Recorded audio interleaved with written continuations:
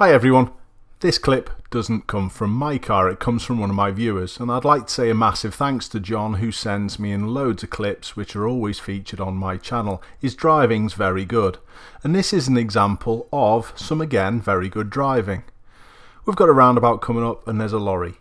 There's 2 lanes and John makes a good decision to stay in lane 1 behind the lorry. As we can see as we get closer to it, it's got a foreign number plate on.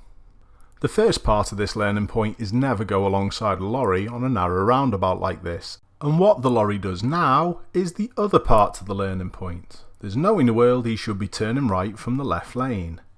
But is that down to what I said before about the foreign number plate? Perhaps. Who knows what the rules are in a different country?